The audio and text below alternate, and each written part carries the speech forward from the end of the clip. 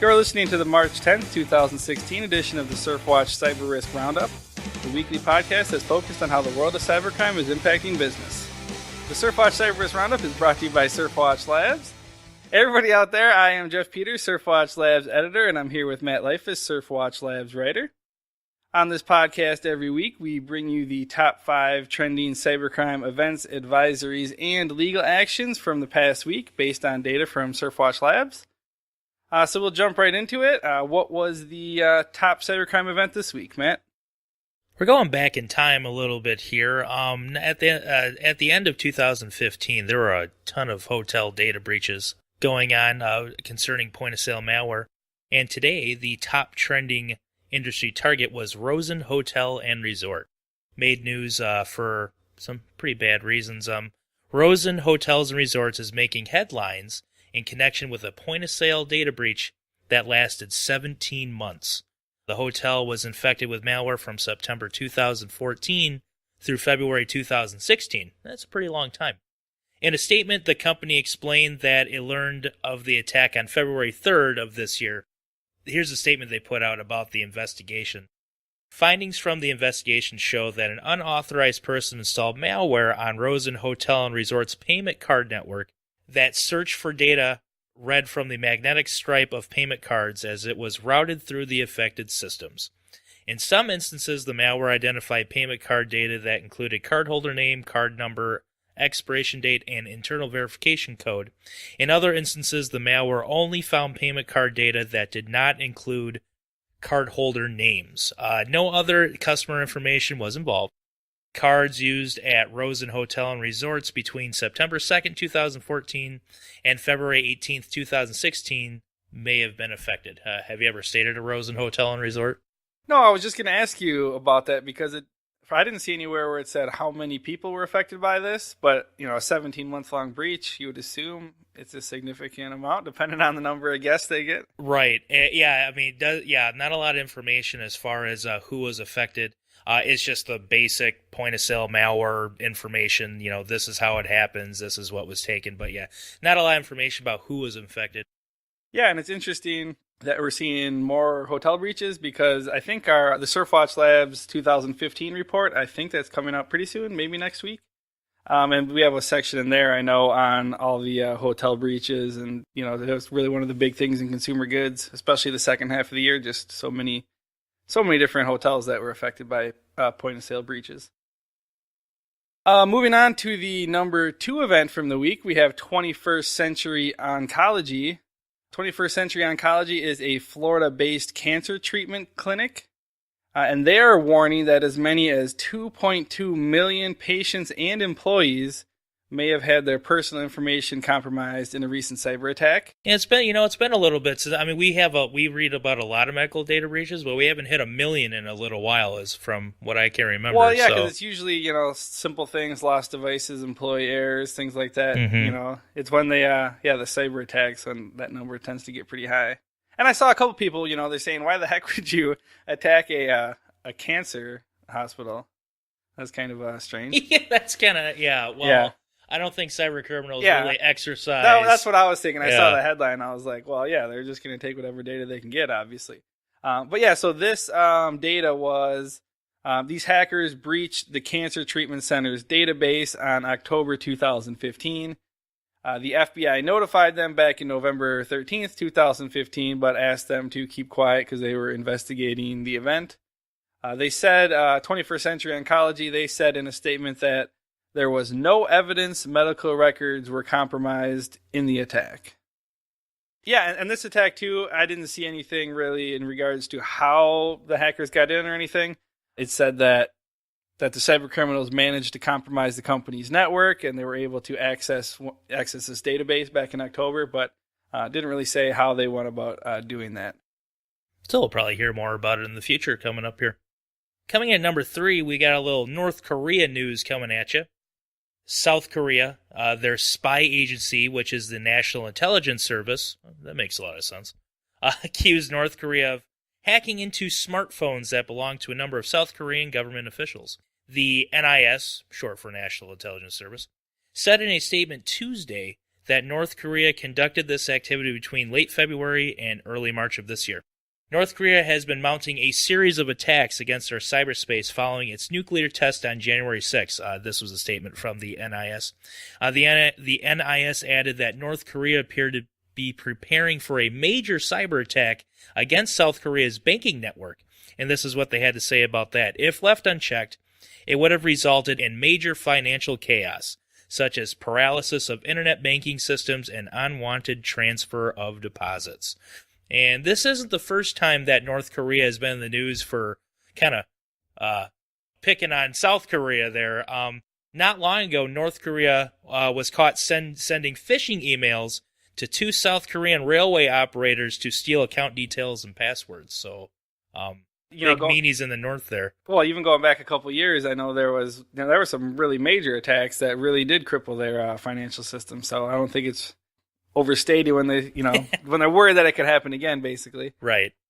Yeah, so North Korea is always making headlines for all sorts of things. But, we should point out that North Korea, they did deny that they were involved in this attack. But I was just thinking, has any country ever admitted, I don't think I've ever really seen where, whether it's China, Russia, North Korea. If North Korea really believes that they're like this superpower, maybe this is a new tactic. They should just come out and say, yeah, I did it. What are you going to do about it? Yeah, you never know with them. They're, I think, not to get in the whole political thing, but they're on some shaky political waters with their allies from what I've read. Yeah, I'm sure they are. But moving on to the number 4 trending cybercrime event this week, we had a couple of events we kind of grouped here together. The FBI has been warning for a while now about business email compromise, and then recently the IRS warned about kind of a specific version of that where they're targeting payroll information like W-2s. And we actually had, I think, 3 separate incidents reported this week where W-2 information was exposed. So yeah, one of the big ones was Seagate Technology. They said that several thousand employees were impacted by an email phishing scam where basically this person impersonated a legitimate employee or a legitimate higher-up and was requesting company W-2 tax information on the employees, and the employee fell for it and forwarded it to this unauthorized third party. And then there was another incident with GCI, which I believe is up in Alaska. And a similar scam, this led to 2,500 employees of the telecom company having their information stolen, which, if I remember correctly, was pretty much everybody in the company. And then there was this community college. They exposed some W-2 information. Luzerne County Community College of Pennsylvania, they accidentally exposed W-2 information after sending an email to all faculty members with an attachment containing everyone's tax information. So that one sounds like it's a little more of a oops. A little more of a oops. Yeah. And that affected 264 faculty members. So that was a little smaller. It is that time of year, and matter of fact, a little bit later, one of the advisors we're going to talk about actually has to do with the IRS. So just more news, more tax news, and it keeps on coming. Our last trending industry target for the week is Premier Healthcare. The Indiana-based Premier Healthcare is notifying more than 200,000 patients that their personal information may have been compromised due to a laptop being stolen from a healthcare facility. And we've never talked about that before, have we? Losing a laptop, having it stolen? Yeah, that's pretty common. Yeah, pretty common. Premier Healthcare released a statement about the theft, and this is what they said. Premier Healthcare LLC, a Bloomington, Indiana-based physician-led multi-specialty provider healthcare group, I probably could have left all that out, sorry guys, is reporting the theft of a laptop containing patient information.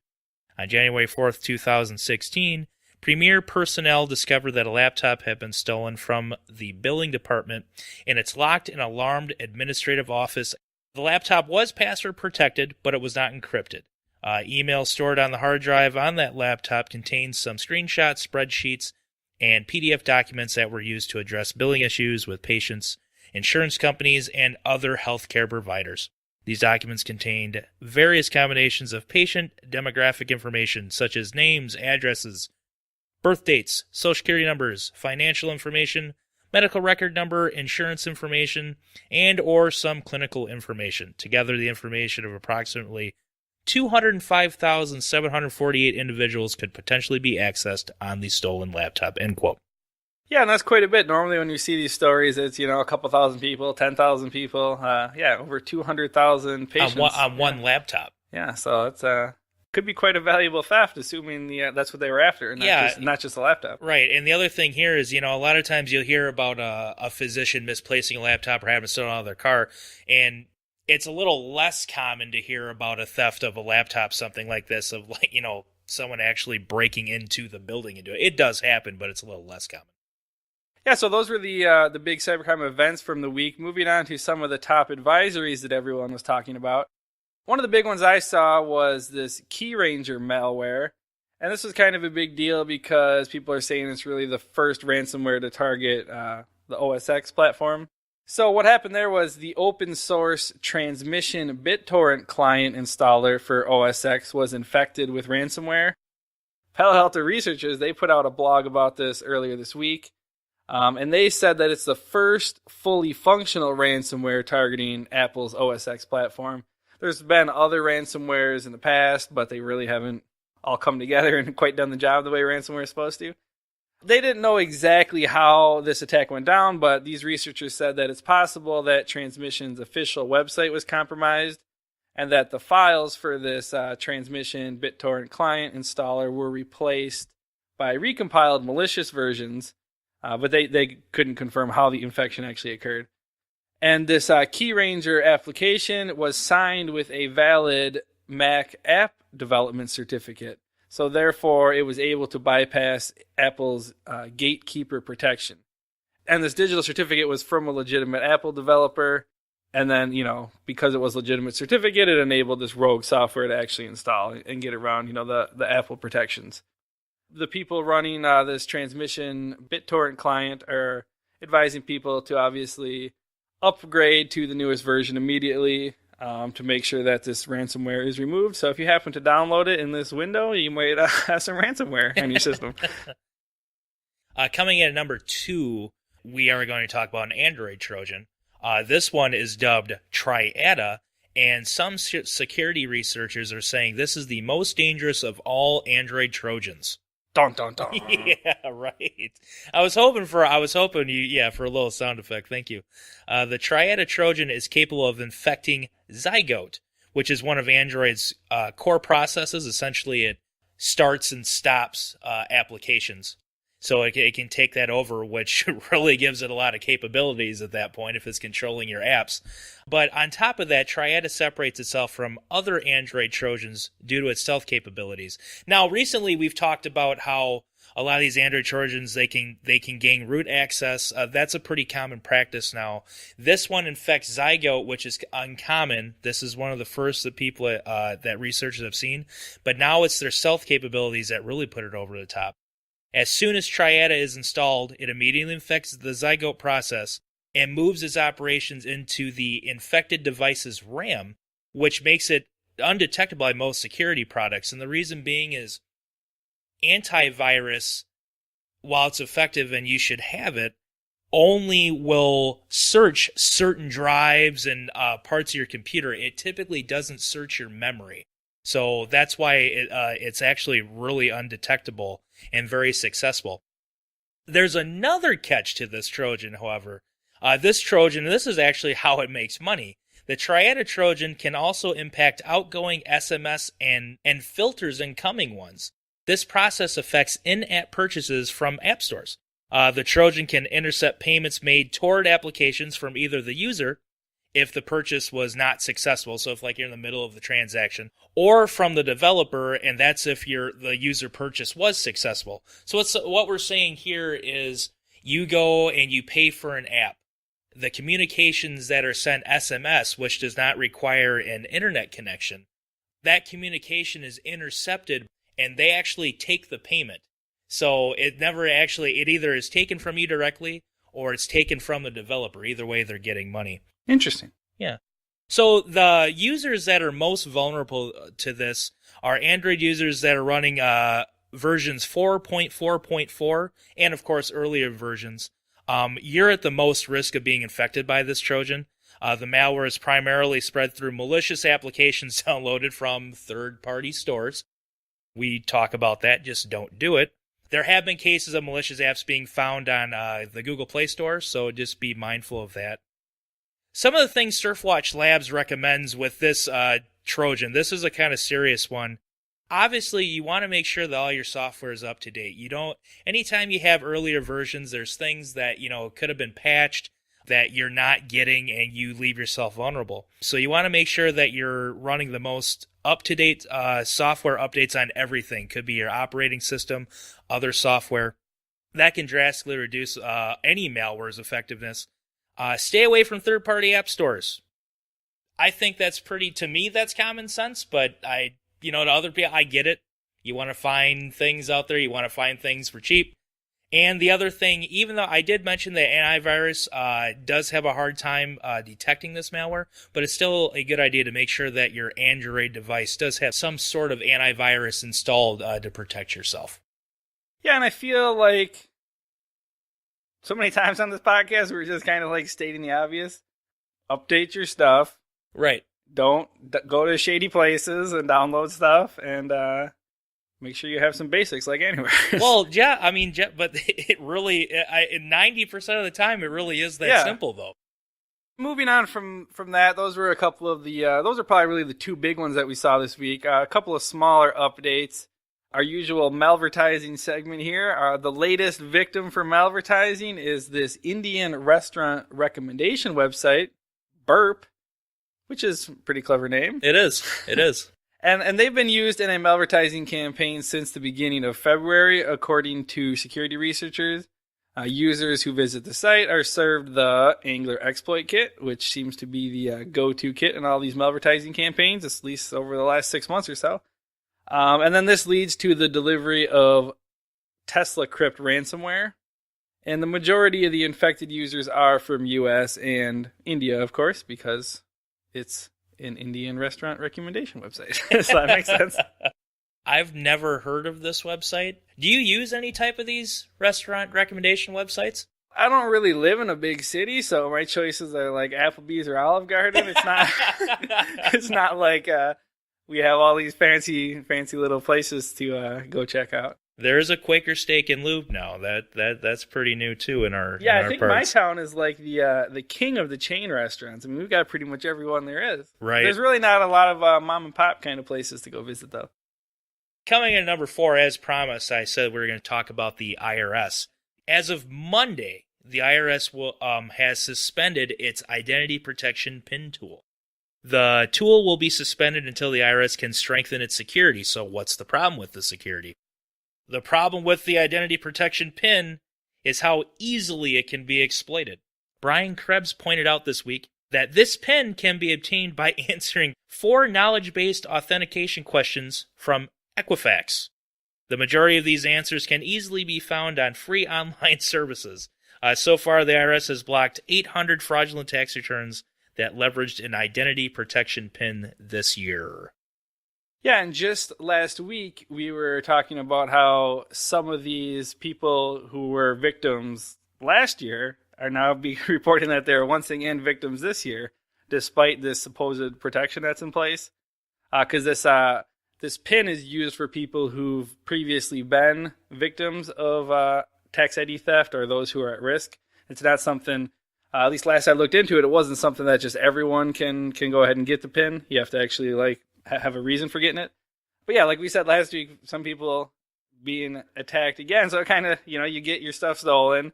The IRS says, hey, we're going to protect you with this PIN. And then the PIN is pretty easily. What people need to understand here now, this isn't like guessing a password when we're talking about these knowledge-based questions. Essentially what they are, from my understanding, is they'll ask you a question and have 5 answers.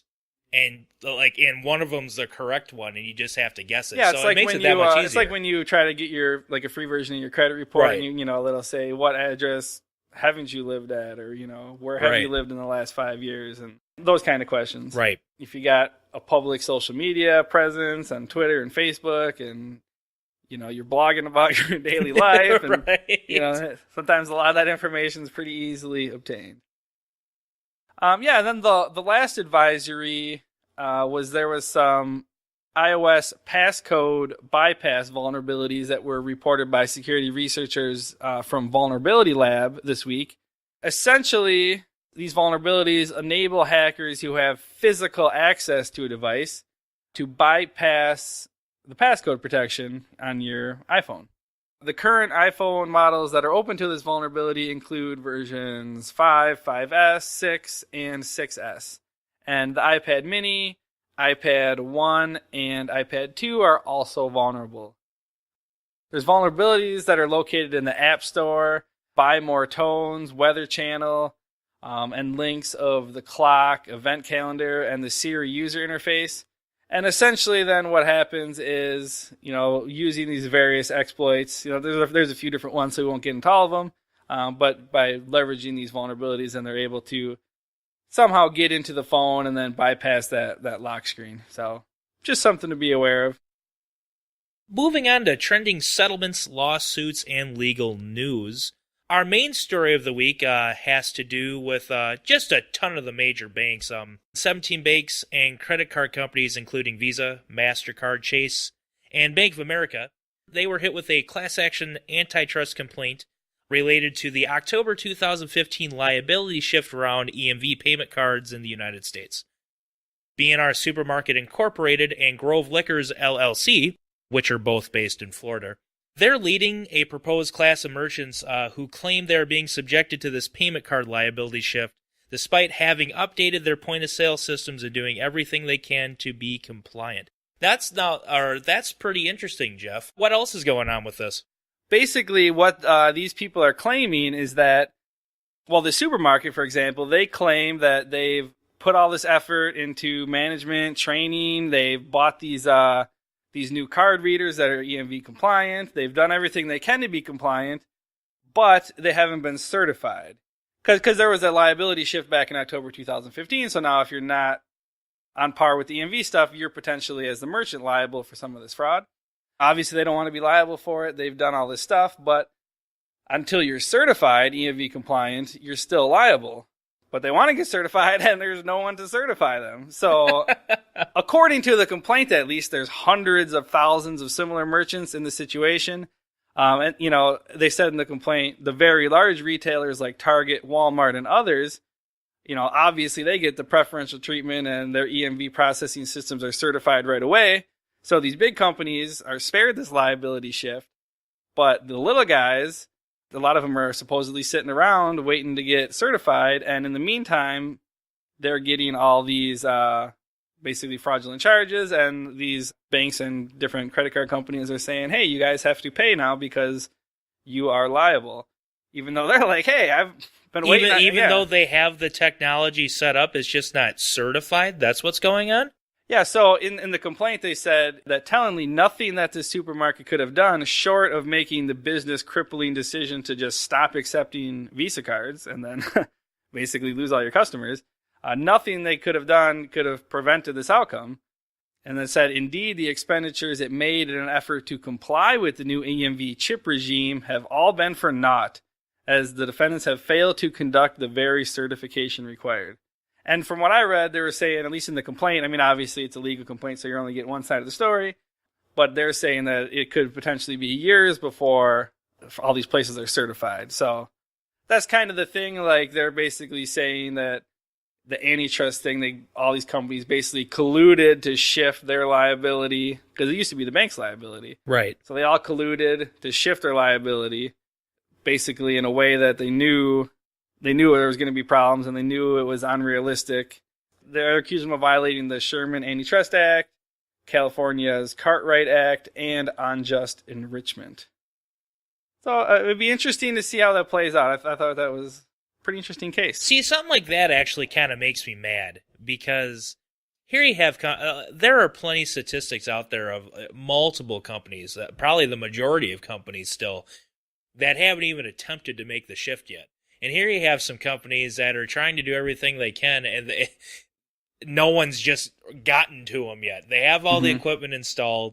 They want to do the right thing, and all it takes is probably someone to check it over and say, yep, you're good to go. And that's kind of bogus in my opinion. I hope they win. That's one I'm rooting for them. I hope they actually get somewhere. I mean, I'm no legal expert. It seemed, I mean, I think the thing was like 47 pages long, and I read, most of it, and it seemed like they had a pretty strong case. But again, I'm no lawyer.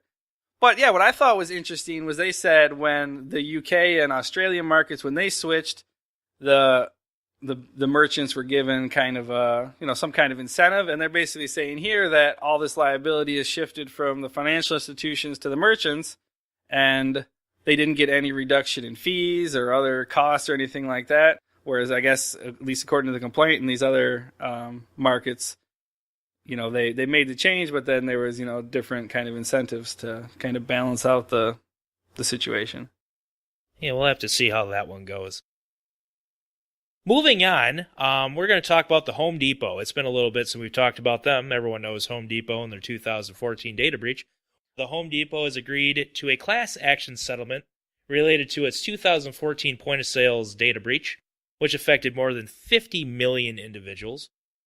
The settlement's for $28 million. The $28 million settlement includes $13 million to reimburse customers for expenses and time spent dealing with affected accounts, $6.5 million to provide those affected with 18 months of identity protection services, and the rest, which is right under $9 million in attorney fees and expenses, because they got to get their cut. According to the Credit Union Times, the company also, quote, agreed to create a chief information security officer position, implement various safeguards related to storing customer data, provide better employee training, and raise security standards for vendors and service providers. The agreement awaits court approval. Yeah, and from what I read, Home Depot will basically pay you $15 an hour for the time that you put into dealing with this. If you're one of these 50 million people impacted, you probably got to do a little paperwork, but potentially get yourself some money for your time. A little part-time gig there. Yeah. Another really interesting story this week, the Consumer Financial Protection Bureau, which usually we don't really talk about them. We talk about the FCC, the FTC a lot. Well, this agency, or this bureau, took its first ever action related to data security, and they ordered that a Des Moines-based online payment operator, Dwolla, they ordered them to pay a $100,000 penalty and fix its security practices. So the Consumer Financial Protection Bureau, they said that they get their authority to do this from the Dodd-Frank Wall Street Reform and Consumer Protection Act, and that gives them the ability to take actions against institutions engaged in unfair, deceptive, or abusive acts or practices, or that otherwise violate federal consumer financial laws. So it's kind of similar to a lot of these FTC stories that we talk about on the podcast, where companies make these great security claims and then they don't live up to them. So here, this Dwolla, they claim to protect consumer data from unauthorized access with safe and secure transactions. The company also claimed its data security practices exceeded industry standards, that all personal information was encrypted, and its mobile applications were safe and secure. They also said that they were going to set a new precedent for the payments industry. That was in their advertising materials. Those are big words. Yeah, so they said all that, but according to the Consumer Financial Protection Bureau, they did not live up. They actually said that they, quote, fell far short of its claims. So, they ended up $100,000 fine for that, and then, some other stuff that fix their security practices, things like that. So that's just interesting. I wonder if we're going to see more action from this bureau in addition then to the FTC. And watch out for Big Brother. They're out there. Next, we're going to talk about Verizon. Verizon and the FCC, they agreed on a $1.35 million fine over these super cookies. Verizon Communications will be paying this fine over the use of these super cookies to track users for advertising purposes. According to the FCC consent decree, Verizon Wireless began inserting unique identifier headers into consumers' internet traffic as early as December 2012. However, the company did not disclose this practice until October 2014 and did not update its privacy policy until March 2015. That's not nice. In addition, at least one partner used the information to circumvent consumers' privacy choices by restoring deleted cookies. Verizon Wireless also inserted the identifiers into the internet traffic made from mobile device lines that were not eligible to participate in the company's targeted advertising programs. Verizon must also obtain consumer consent for future sharing of similar data. Well, that's, I'm one of those, kind of big into like net neutrality and stuff. When I hear stories like this just, it makes me upset when I hear companies doing small little things like this, because they're just messing with it, and a lot of the average consumer has no idea what's going on either. Way more than the average consumer would have no idea that any of this stuff is happening. But that's a big deal. You can't do that stuff. Yeah, it was a big story a couple years ago. I know it got a lot of headlines, and that's when they were talking, like the zombie cookies. Basically, right. You delete because the cookies kind of come back from the dead. That's why they call them zombie cookies, because you delete them so you're not tracked, and then they're able to restore them because of these super cookies, basically. Right. Apparently they got in trouble over it, at least. Well, yeah, and every time I see this story, I know what happened a while ago, but it just makes me think. It gets me thinking like these big communication companies. And, they get their hands on the internet and they can kind of do... It just wouldn't surprise me if you heard another story like this that was even worse in the future about another company doing something like that. The last story of the week, there's a few different cyber criminals that got arrested this week, but the one that stood out to me was, we've been talking a lot about tax stuff on the podcast pretty much since the beginning of the year, and a Virginia man, he has pleaded guilty to a $1.5 million tax fraud scheme. Now, this is interesting because he is just one of 19 defendants who have pled guilty in this far-reaching operation. Bradley King of Virginia, he was involved in 444 fraudulent tax returns that tried to get more than $1.5 million. But among the whole group so far, there is at least 12,000 fraudulent federal income tax returns that sought refunds of at least $42 million. So and that's just one operation. That's a multi-year operation. It's been going on for a while, but yeah, pretty large amount. Yeah, that is. Yeah, there's been what else did I see in the news? And there's a guy, he was arrested. I can't think of his name right now. He was arrested for an ATM fraud thing, but it was only. And when I say only, the only reason I'm saying that is because we're talking here and we're talking tens of millions of dollars. It was like $200,000, and they arrested him, and he escaped prison. Oh, you're talking about the guy in Romania? He cut. Yeah. I was reading that. Him and some other guy who wasn't part of the ATM theft, but yeah, apparently they were on a break in their prison, and they just cut through the fence and walked away. Yeah. The security there is great. Yeah, great security. Yeah. They'll come back, I'm sure. Yeah. And that wraps up all the legal stories this week, the top 5 anyway. So moving on now, we have our funny story of the week to wrap up the podcast. So last week's funny story talked about the shortage of qualified and trustworthy cyber criminals, if you guys can see my face right now. This week, we're going to continue talking about the bad guys and their perils. You hear us talk about denial of service attacks quite often on the podcast. These attacks are some of the easiest to achieve, but they're not the most lucrative. Security researcher Dennis Schwartz of Arbor Networks recently took a behind-the-scenes look into the DDoS for hire market and found some interesting results. Let's just put it this way. These guys aren't millionaires, by any stretch of the imagination. Schwartz focuses his attention on the Russian language hacker Forceful. This hacker rents out his booter services to anyone interested in launching a DDoS attack.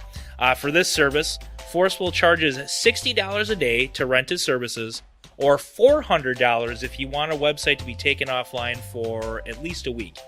Schwartz tracked the attacks Forceful has launched.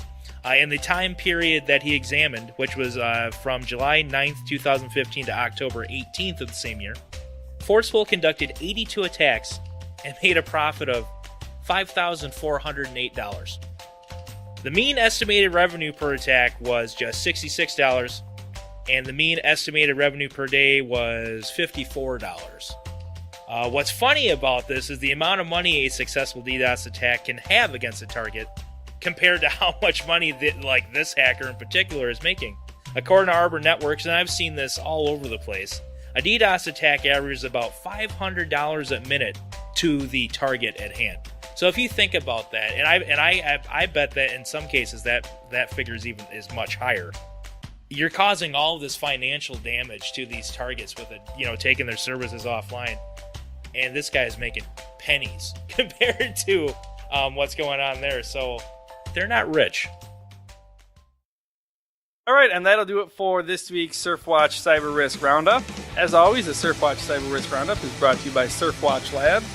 Surfwatch Labs delivers cyber risk intelligence solutions that help organizations understand the potential for cyber attacks, determine the impact of their business, and proactively address threats head-on.